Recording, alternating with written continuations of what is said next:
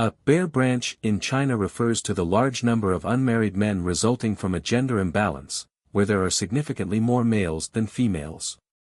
According to 2023 statistics, China's male population is 720,320,000, while the female population is 689,350,000.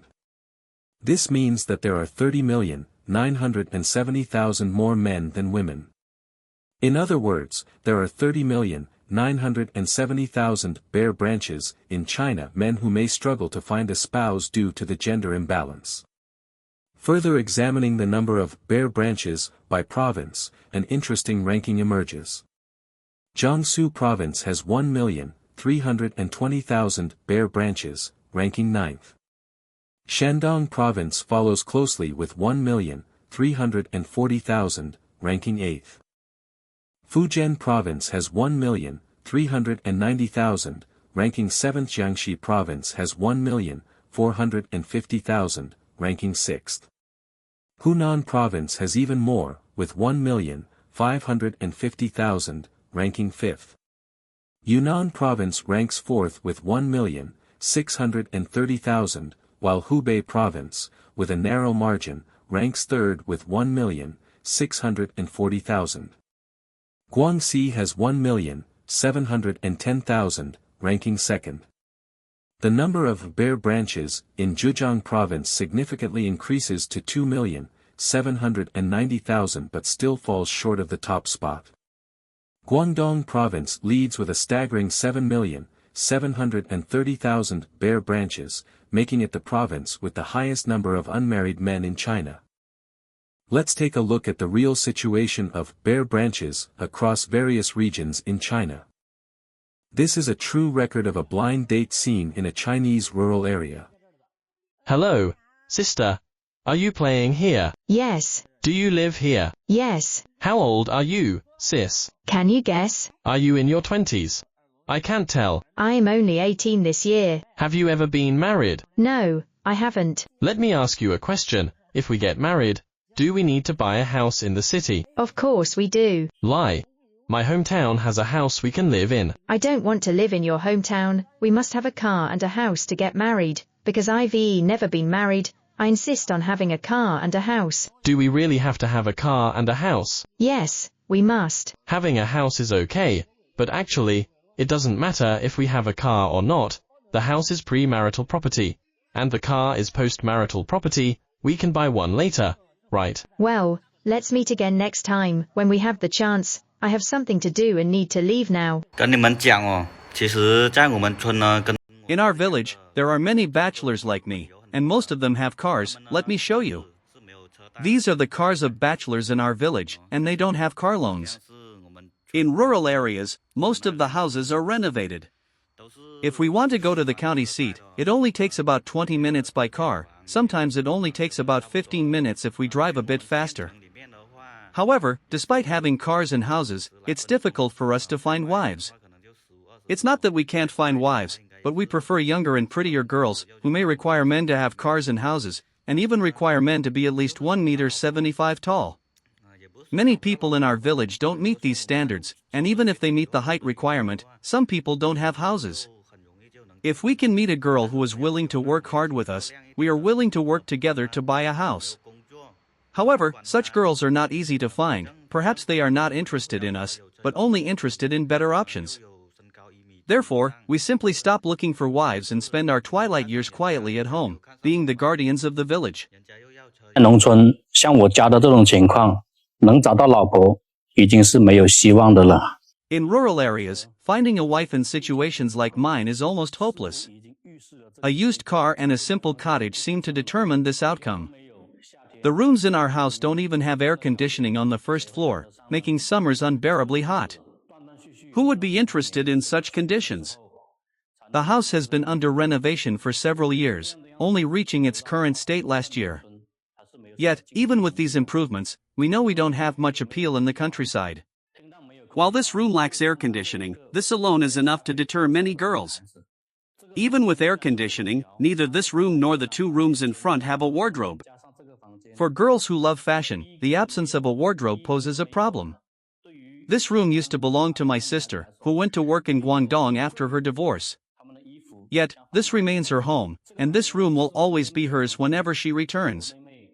But for some girls, the simplicity of this place is a barrier.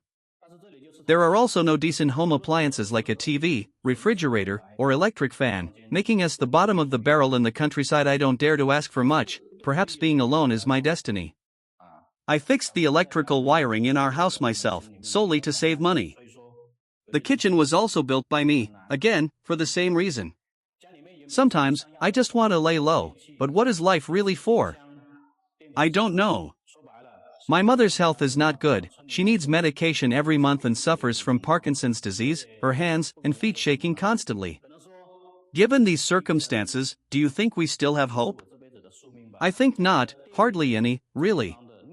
Perhaps that's just how life is. Sometimes, overthinking isn't necessarily a good thing. 基本上都非常统一。 In Guangzhou, we women have very consistent standards for choosing a partner. Generally, we prefer the man to have a good family background.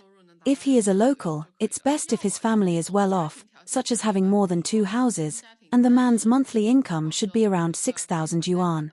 Another acceptable scenario is if the man's family condition is average, for example, if he is from a rural area, but he owns a house in Guangzhou that he is paying a mortgage on, and his personal capabilities are strong, with a monthly income of at least 15,000 yuan.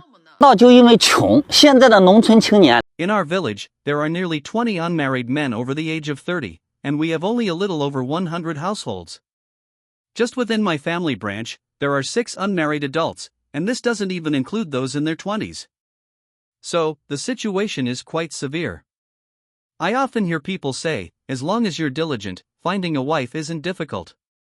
Others mention, my conditions were worse than yours, but I still found a wife. However, those are things of the past. Nowadays, if conditions are similar, girls will definitely choose the man with better conditions. This isn't to blame the girls for being practical. Put yourself in their shoes, anyone would prefer a partner with better conditions. We can't blame anyone for this. The reality is that there are fewer girls, so they have more choice. Look at our village, with just over 100 households, there are nearly 20 bachelors over 30. If every village had so many bachelors, then I think Guangxi might have the most bachelors. Other places probably don't have as many. If you don't believe it, go back and ask around. Does your hometown have as many bachelors as Guangxi? I believe the answer is no.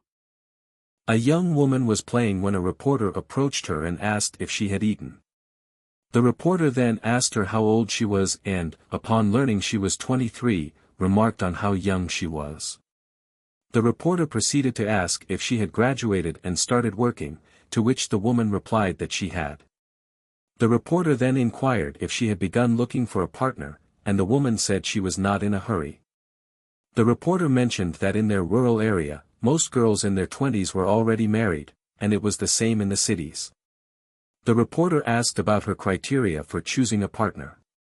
The woman responded that she didn't have any specific requirements, as long as the person was suitable. The reporter then brought up that there were high demands in the countryside for a car, house, and bride price, and asked if she had these requirements. The woman said those things didn't matter to her, as the most important thing was the person's character. She believed that if the person wasn't right, even the best house and car wouldn't make a difference. The reporter confirmed, asking if she really meant that as long as the person was right, she didn't need a house or car. The woman nodded, emphasizing that the person being suitable was the most important thing, and that ambition was also important while money was secondary. The reporter continued, asking if she had been introduced to any potential partners since graduating. The woman said she had met a few, around 10 or so, but hadn't found anyone suitable. The reporter guessed that she wasn't in a rush to get married and wanted to enjoy her time for a few more years. The woman admitted that family pressure to marry was high, but none of the suitors felt right, and she felt unhappy. She confessed that she hadn't had enough fun yet and would look for a partner once she felt ready. The reporter agreed, acknowledging that marriage is a lifelong commitment and should be considered carefully, and wished her luck in finding a successful and handsome partner. Then, they said goodbye and left. I am 32 years old and I don't want to be too picky anymore. I am looking for a dependable man, someone who is at least 1 meter 75 tall, preferably tall and slim. It would be best if he can do housework and cook, since I am quite thin myself. As for income, an annual salary of at least 400,000 yuan would be fine. I have no other requirements. Nowadays, if you walk through any village in China, you'll find around 20 to 30 bachelors. In the past, even those living in thatched huts could get married, but now, even with a house and a car, it's not guaranteed. Where exactly did things go wrong? If it's because the threshold has been raised, what factors have raised this difficult-to-cross threshold for marriage? Many people think that young people today don't want to get married because it's hard to make money, and they can't even support themselves, let alone a wife and kids. While this is indeed a real issue, the two are not necessarily logically related. You just need to figure out how to make money, without linking it to not being able to get married. Secondly, with the improvement in living standards, women's requirements for a partner have also risen. The demands for a house, car, and bride price make it hard for ordinary families to bear. To marry off their sons, parents have to sell off their assets and borrow money from all sides. However, the most frightening thing is that many couples end up divorcing within a year or two, leaving families financially and emotionally drained, with parents' savings exhausted and their hearts filled with sorrow. It's precisely because of the high divorce rate that many people fear marriage. The shadow of family and society makes them doubtful about marriage. Even if you work hard to manage the marriage, divorce isn't the only outcome. However, I believe the real factors raising the marriage threshold are not the bride price, houses, cars, or money, but human greed and ever-escalating psychological expectations. How to understand this? I'll give you an example. Suppose a wealthy young man dates 10 girlfriends. According to China's monogamy system, he will only marry one. The remaining 9 girls, one of whom might be your friend or classmate, are used to riding in a Porsche. Their next boyfriend certainly can't be someone driving a Honda or Volkswagen. Even if they downgrade, at the very least, it has to be a BMW. It's like your spending habits, once you move up, it's hard to step down. Human nature is greedy. Unable to escape the mediocrity of their original family, they hope to change their fate through marriage and leap into a higher social class. Although monogamy is fair, nobody can stop wealthy young men from dating 10 or 20 girlfriends, right? 1 tells 10, 10 tell 100, and 100 tell 1,000. The marriage expectations of all unmarried women in society keep rising, endlessly escalating. How can ordinary people stand a chance? Marriage is a beautiful thing. Young people should have realistic views on marriage. Don't just look at whether the other person has money, a car, or a house. Look at their character and the foundation of your relationship. Marriage is a process of growing together, respecting, understanding, and supporting each other, facing life's difficulties and problems together. Maintain good communication, treat each other equally, and continue to improve yourself and remain independent. This way, you can have a stable and happy life together. What do you think? Feel free to leave a comment and join the discussion. That's it for this video. If you liked it, please like and subscribe. We will continue to provide you with true reports as always. Thank you again for watching, and see you in the next episode.